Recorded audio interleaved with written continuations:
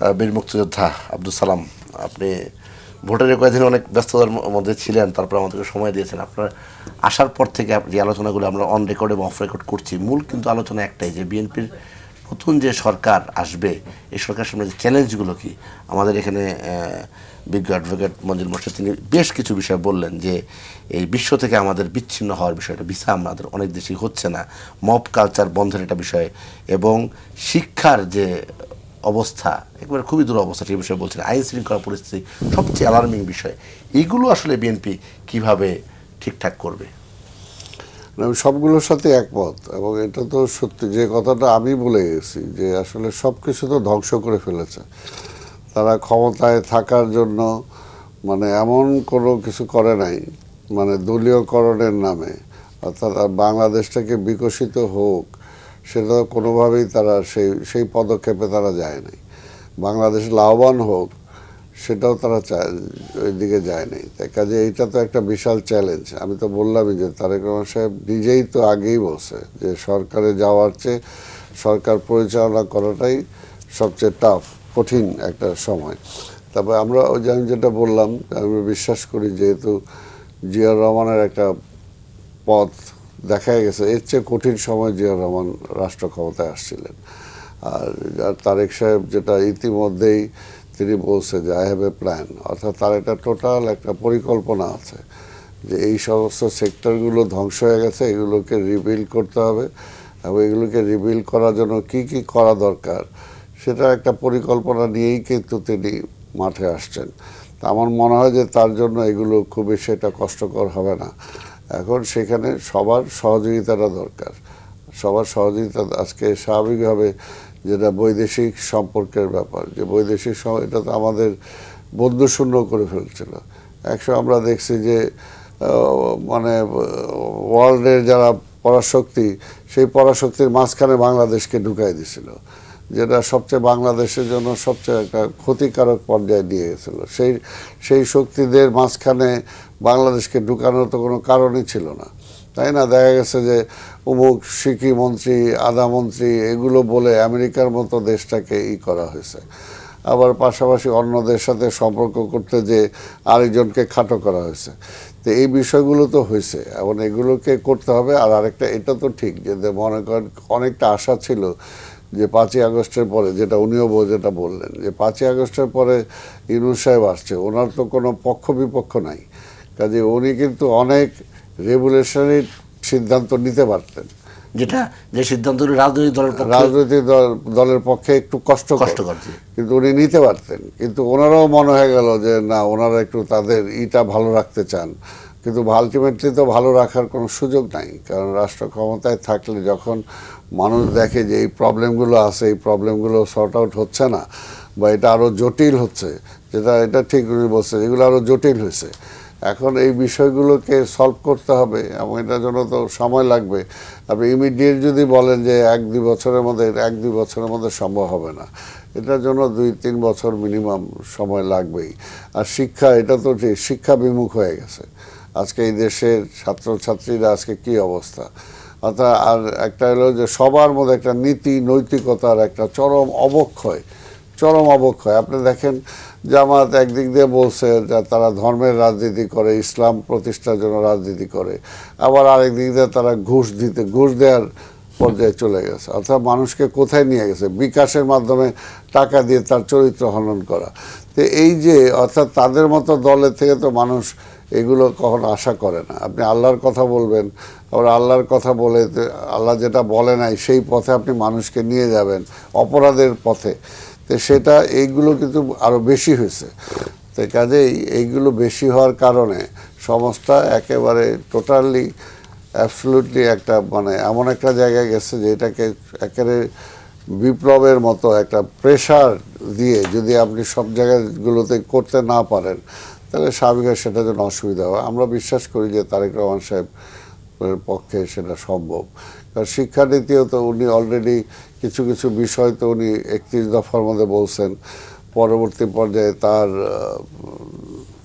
নির্বাচনী ইশতেহারে তিনি বলছেন। তো এইগুলো যদি বাস্তবায়ন করা যায়, তাহলে আমার মনে হয় যে দেশের যে সার্বিক যে পরিস্থিতি অবশ্যই ডেভেলপমেন্ট ঘটবে। শিক্ষার আজকে ছাত্রদেরকে শিক্ষাগুণে ফিরিয়ে নিয়ে যেতে হবে এবং ফিরিয়ে নিয়ে যায় এবং কারিকুলাম চেঞ্জ করতে হবে।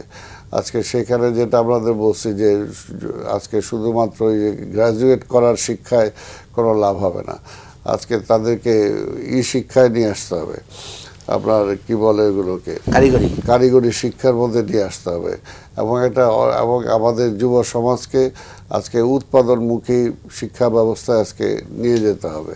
তো সেগুলো যদি আমরা পারি তাহলে সেটা জন্য আস্তে আস্তে অবশ্যই আমাদের সম্ভব। কারণ এটা তো ঠিক, জিয়াউর রহমান সাহেব আসার আগে এই দেশের জনসংখ্যা ছিল একটা আপদ, এটা বিপদ। সবাই বোধহয় এই এত জনসংখ্যা, এদের কোথা থেকে খাওয়াবে, কোথা থেকে পড়াবে, কিন্তু জিয়াউর রহমান সাহেব প্রমাণ করে দিয়েছেন যে না, এটা আপদ না বিপদ, এটা একটা শক্তি।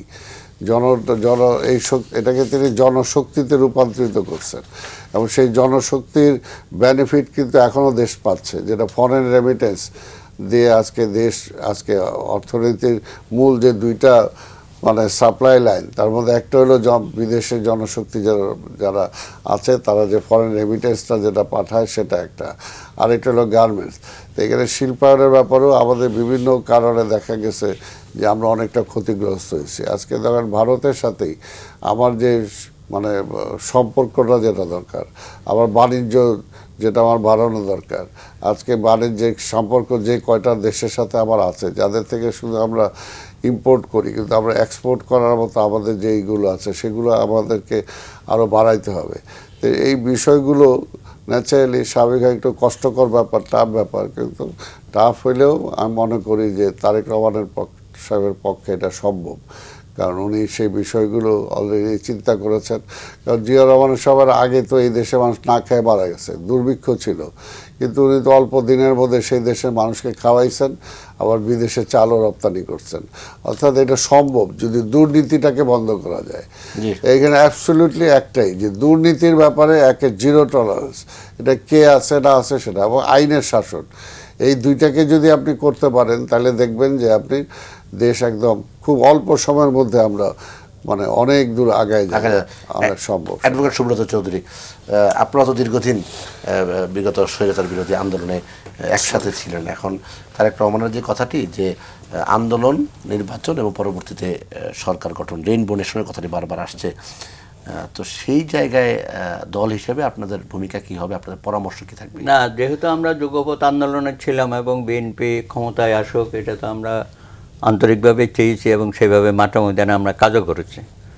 শুধু নির্বাচন কেন্দ্রিক না, মানে যেমন ধরেন 31 দফা তো আমার অংশীদারিত্ব আছে, মানে বিহাইন্ড দ্য সিনও কাজ করেছে। হ্যাঁ, না 31 দফার মধ্যে তো এটা যুগপৎ আন্দোলনের ফসল, কিন্তু তো আমাদেরও তো একটা নৈতিক দায়িত্ব ছিল যে বিএনপি যাতে নির্বিঘ্নে স্বচ্ছন্দে ক্ষমতায় আসুক জনগণের ভোটে। তো সেই ব্যাপারে আকাশচুম্বী স্বপ্ন তো আমরা তৈরি করেছি জনগণের মধ্যে। তো আমি যেটা বলেছি যে এখন এই যে একটা, আমি কি বলবো, এটা জঙ্গিবাদ বলেন আর উগ্র মৌলবাদ বলেন, তাদের যে একটা উত্থান হয়ে গেল, এটা তো ক্ষমতায় গেলে তালেবানি রাষ্ট্র হয়ে যেত। আমাদের মা বোনরা তো খুবই দুশ্চিন্তার মধ্যে ছিল যে এরা ক্ষমতায় আসলে তাদের কী অবস্থা হবে এবং আমাদের নিরাপত্তার কী অবস্থা হবে। মমিনুল হক তো নিজেও ঘুরে আসছে তালেবানদের ওখানে, এবং তারা নাকি কয়েকজন তো এখানে ঘুরেও গেছে, শুভেচ্ছা বিনিময় এগুলো ছিল তাদের। তো সেই জায়গা থেকে আপাতত আমরা হয়তো কিছুটা নিষ্কৃতি পেয়েছি, কিন্তু তার মানে এই না যে ওরা বসে যাবে। ওরা তো এখনও বলা শুরু করেছে পার্লামেন্টে যাবে কি যাবে না। আজকে একটা মিছিল করেছে বাদজুমা এই নির্বাচনের অনিয়ম ইত্যাদি ইত্যাদি নিয়ে। তো তারা তো এগুলো প্রত্যেকদিন লেগেই থাকবে আর কি। তো এখন ওই সংস্কৃতি, অপসংস্কৃতি থেকে আমরা বেরিয়ে আসছি। এখন আমির সাহেব বললো যে রেজাল্ট যাই হোক আমরা যেন সবাই মেনে নিই বলেছে। এজ এ উনি এটা ওই জন্যই বলেছে যে তারাই ক্ষমতায় যাচ্ছে, সুতরাং বিএনপি অপোজিশনে থাকবে, বিএনপি যেন আমাদের জয়ের যে এটা ফলাফল এটা মেনে নিক। উনি ওইটাই মিন করেছিল এখন মনে হচ্ছে। এখন যেহেতু তারা পারে নাই, হ্যাঁ, সত্যের পথে আমির যখন ব্রিফিং করেছেন তখন অলমোস্ট ইয়ে হয়ে গেছে, বোঝা যাচ্ছিল যে বিএনপি যাচ্ছে। হ্যাঁ, এইসব না, এখন আবার বলছে যে না তারা অনেকগুলো বিষয় নিয়ে এই নির্বাচনকে বিতর্কিত করার জন্য নানান ধরনের ইস্যু তৈরি করতেছে, ঘন্টায় ঘন্টায় প্রেস ব্রিফিং করতেছে অ্যান্ড সো অন। তো আমার মনে হয় এইসব উস্কানি তারা দেবে, তাদের খেলা কিন্তু এখানে শেষ হয় নাই। আমরা আশা করেছিলাম যে এই নির্বাচনে অন্তত দেশে একটা স্থিতিশীল পরিস্থিতি আসুক, সবাই মিলে আমরা কাজ করি। আমাদের যে সংস্কার প্রস্তাব, একসময় আমাদের এখানে যারা অপোজিশনে থাকতো তারা সব কিছু থেকে বিচ্ছিন্ন হয়েছে, রাষ্ট্রের সাথে তাদের আর কোনো সম্পর্ক থাকতো না, সবাই সরকারি দল সাথে যারা সম্পৃক্ত তারাই সব কিছু বিলিবন্টন করতো। কিন্তু আমাদের সংস্কারের মধ্যে তো আছে যে অপোজিশন থেকে ডেপুটি স্পিকার নেওয়া হবে এবং বিভিন্ন কমিটির মধ্যে তারা ইম্পর্টেন্ট কমিটিগুলোতে, গুরুত্বপূর্ণ কমিটিগুলোতে সভাপতির দায়িত্ব পাবে অ্যান্ড সো অন। আরও অনেক কিছু তাদের দেওয়ার কথা বলা হয়েছে অ্যাকোমোডেশনের প্রশ্নে আর কি। তো সুতরাং এখন জামাতের আমির সাহেব বা জামাতের বন্ধুরা যেভাবে হইচই করে এখন মাঠে নামার জন্য আহ্বান জানাচ্ছে, প্রত্যেক দিনেই দেখি তারা চ্যালেঞ্জ দিচ্ছে, এখন ঘন্টায় ঘন্টায় চ্যালেঞ্জ দিচ্ছে। আমি মনে হয় তাদেরকে আমরা বলি না অপশক্তি, অশুভ শক্তি, এখান থেকে তো তারা বেরোতে পারলো না। আমি আশা করেছিলাম যে যেহেতু তারা এখন বৃহৎ অপোজিশন, একটা অপোজিশনের গুরুত্বপূর্ণ, এটা তো উনি তো ওই তারেক রহমানের সাথে দেখা করে বলে আসছে যে আসেন একসাথে করিডোরি। উনি বলছে যে আমার তো অপোজিশন দরকার, তাই না? সবাই যদি সরকারে ঢুকে যান তো রাষ্ট্র পরিচালনা হবে কেন? উনি সঠিক কথাই বলেছেন। তো আমার মনে হয় উনি নাকশ হয়েছে এখন, সেই জন্যই উনি যে সমস্ত কথাবার্তা বলতেছে মনে হচ্ছে যেন কোথায় এই সরকার এবং প্রশাসন থেকে শুরু করে প্রায় অধিকাংশ জায়গায় জামাতপন্থীরা বসে আছে এখনও। তা আমরা তো আশঙ্কায় ছিলাম যে এরা একটা মেকানিজম করে জামাতকে ক্ষমতার কাছাকাছি নিয়ে যাবে, কিন্তু সেই প্ল্যানটা তাদের ফেল করেছে এবং প্রচুর অর্থ বিলি করেছে। এটা তো বলাই হয়েছে এখানে, তাই না? বিভিন্ন 5টা ব্যাংক তো দখল করে ফেলেছে, তাই না? এখন এই যে মব সংস্কৃতির মধ্যে তারাও আছে। এই যে এতগুলো আপনার ডেইলি স্টার, প্রথম আলো, ছায়ানট, উদিচি, এই মবগুলোর সাথে তো তাদের সমর্থন আছে। এবং এই সমস্ত যে শাহবাগ দখল করে যে সমস্ত বক্তৃতা বিবৃতি দেয়, অনেক সভা সমাবেশে তারা গেছে, তাদের নেতারা গেছে। ইনকিলাব মঞ্চ, কোনটার মধ্যে তারা নাই? তো সুতরাং আমার মনে হয় তারা একটা দেশে অস্থিতিশীল পরিস্থিতি সৃষ্টি করার জন্য পায়তারা শুরু করেছে। সুতরাং নতুন সরকারেরও এটা খুব গুরুত্ব দিয়ে এটা বিবেচনা করা উচিত, কেউ যেন বাংলাদেশের মাটিতে কোনো ধরনের আর 71 সনে ষড়যন্ত্র করে পারে নাই। বাংলাদেশের মানুষ এইসব ষড়যন্ত্রকারীদের সাথে থাকবে না, অতীতেও ছিল না। তারা এতদিন ওই যে তারেক রহমান সাহেব বলে না যে এরা তো গুপ্ত, বিভিন্ন জায়গার মধ্যে ছিল এবং কি তারা বিএনপির ঘাড়ও চেপে বসছিল। হয়তো বিএনপির মধ্যেও এখনও থাকতে পারে এইসব শক্তির কিছু সহযোগী। তো আমরা আশা করব অন্তত বর্তমান নতুন সরকার যারা আসতেছে তারা এইসব ব্যাপারে কোনো প্রশ্রয় দেবে না। জি, অ্যাডভোকেট মঞ্জুর মোর্শেদ, এখনও নতুন সরকার কিন্তু গঠন হয়নি, তার আগেই আমাদের সুব্রতদা বললেন ষড়যন্ত্রের কথা। এই যে আমাদের রাজনীতি, আমাদের নির্বাচন, আমাদের সমাজ ব্যবস্থা, ষড়যন্ত্র থেকে কি আমরা বেরোতে পারবো না? ষড়যন্ত্র হলো বাংলাদেশের একটা কালচারের একটা পার্ট। আপনার ষড়যন্ত্র করেই সব কিছু করা হয় এবং ষড়যন্ত্রের মধ্যে করাটা সহজও, কারণ আপনি যদি নিজে আলাপ আলোচনা করেন সেক্ষেত্রে তো এটা অর্জন করা সম্ভব হবে না। অর্থাৎ কনস্পিরেসি শব্দটা বা এই ষড়যন্ত্র শব্দটা এটা রাজনীতিতে থাকবে। এটা একদম ইতিহাস থেকে আপনি যদি বলেন, সে আমাদের মুসলিম ইতিহাস থেকে, আমাদের ধর্ম শুরু হওয়ার থেকে, হিন্দু ধর্ম শুরু হওয়ার থেকে, একদম বিগিনিং থেকে ওয়ার্ল্ডের এই ষড়যন্ত্রটা ছিল, ভবিষ্যতেও থাকবে।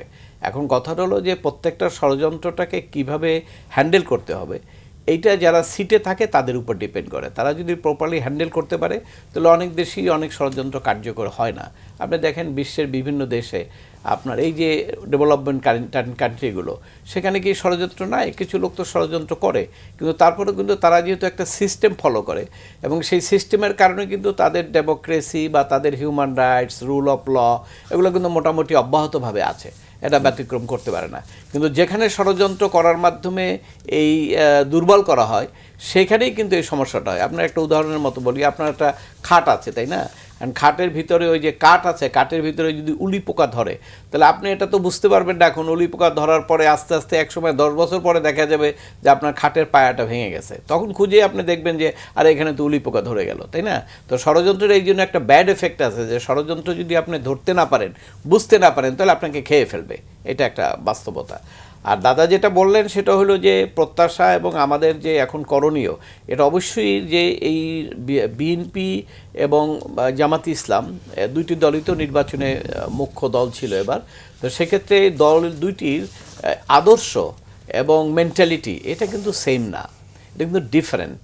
কারণ হলো আপনার বিএনপি একটা আপনার নর্মালি ডেমোক্রেটিক পার্টি, অন্য অন্য রাজনৈতিক দলের মতো ডেমোক্রেসি নিয়েই তারা চিন্তা করে ক্ষমতায় যাওয়ার, কিন্তু জামাতে ইসলামের মধ্যে কিন্তু একটু ধর্মভিত্তিক রাজনীতি আছে। সেখানে কিন্তু তারা দেখবেন, যদিও এবার তারা নির্বাচনী ম্যানিফেস্টোর মধ্যে বা আল জাজিরার সাক্ষাৎকার অন্য অন্য জায়গায় বিভিন্ন জায়গায় শরিয়া আইন বাস্তবায়ন করব এই কথাটা সরাসরি তারা বলেন নাই, কিন্তু সেইটা না বললেও তাদের যে সাপোর্ট, মূল সাপোর্ট 72 সন থেকে যে জামাতের সাপোর্ট, সেই টোটাল সাপোর্টটা কিন্তু ওইটাই।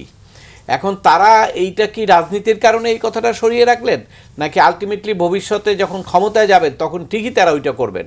ওইটা যদি করে তাহলে সেক্ষেত্রে কিন্তু আমাদের দেশের যে সোশিও কালচার ইকোনমি এবং আমাদের যে ডেভেলপমেন্ট, আমাদের যে মেন্টালিটি, এটার সঙ্গে কিন্তু একটু বিরোধ হবে। অবশ্যই বাংলাদেশের মানুষ কিন্তু অনেক ধর্মপ্রাণ, এবং ধর্মপ্রাণ এই যে ধরেন আমরা যদি বলি ধর্ম নিয়ে ব্যবসা করা, ধর্ম নিয়ে ব্যবসা করলে খুব লাভ হয় তা কিন্তু না। কারণ বিএনপি যে ভোটার, তো এখানে তো ম্যাক্সিমাম ভোটারই তো মুসলমান ভোটার, তাই না? এবং ম্যাক্সিমাম প্রার্থী তো মুসলমান প্রার্থী, তারা নামাজ পড়ে। তো তারা কি ওই জামাতে ইসলামের যে সংজ্ঞা বা ওই হুজুররা যারা আপনার ওই ঠিয়ে করে আপনার বক্তৃতা দেয়, তাদের যে সোশ্যাল মিডিয়ায় দেখবেন তাদের যে বক্তব্য, সেই বক্তব্য অনুসারে তো যদি শুনতো তাহলে কিন্তু এই মুসলমানরা কিন্তু কেউই আর এদিকে বিএনপির ভোট দিত না। কিন্তু তাদের কথাটা তারা বুঝে, ওটা তাদের রাজনৈতিক বক্তব্য, তাদের উদ্দেশ্য হলো তারা রাজনীতি করে এবং রাজনীতিতে ধর্মকে ব্যবহার করে।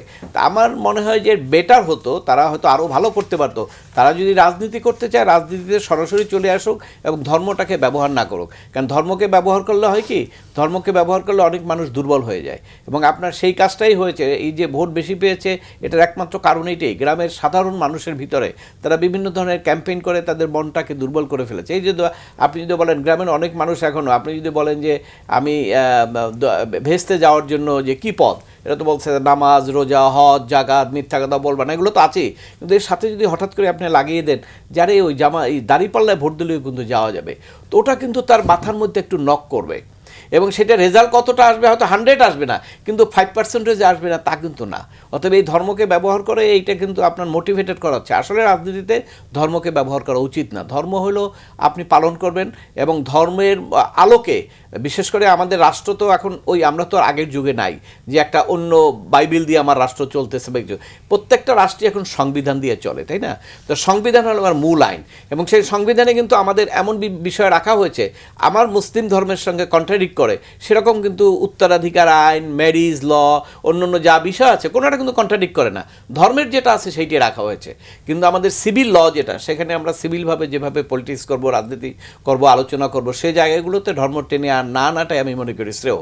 এবং ওটা আনার মাধ্যমে একটা অন্য ধরনের আপনার মেকানিজম তৈরি করা হয়, এবং এই মেকানিজমটা করতে করতে জনগণের মধ্যে যদি এটা বেশি প্রভাবিত হয়ে যায় তাহলে সেক্ষেত্রে রাষ্ট্র কিন্তু একটা ক্ষতিগ্রস্তের দিকে চলে যাবে, এবং সেটি কিন্তু কেউ আর তখন রক্ষা করতে পারবে না।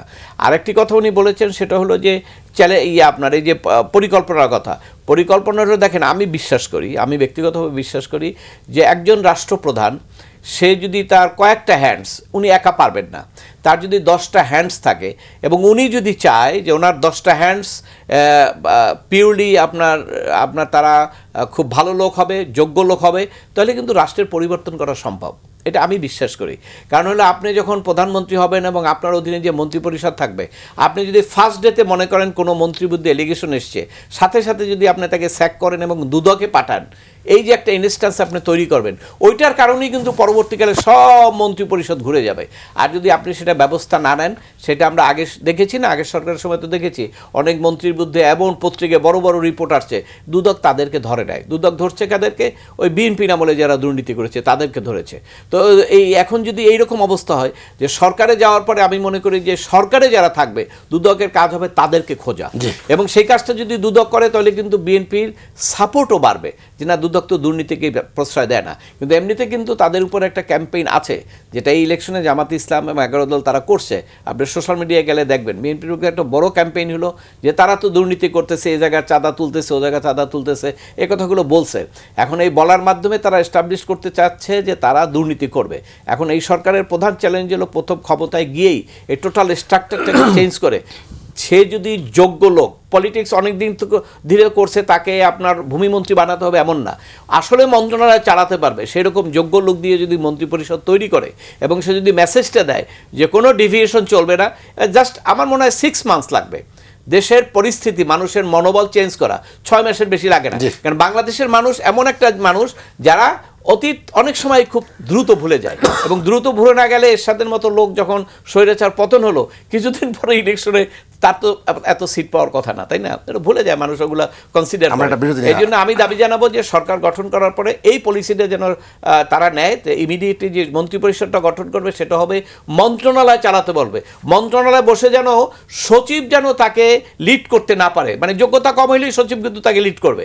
অতএব সেই জায়গায় মন্ত্রণালয়ের এরকম যোগ্যতার সম্পন্ন লোক দেখানো, এবং প্রাইম মিনিস্টার যিনি হবেন তিনি মেসেজ দিবেন এনি স্টেপস রং ব্যবস্থা, এইটা যদি 6 মাস চালাইতে পারে তাহলে দেখবেন সিনারিও এবং মানুষের মধ্যে যে আস্থা সেটা ফিরে আসবে।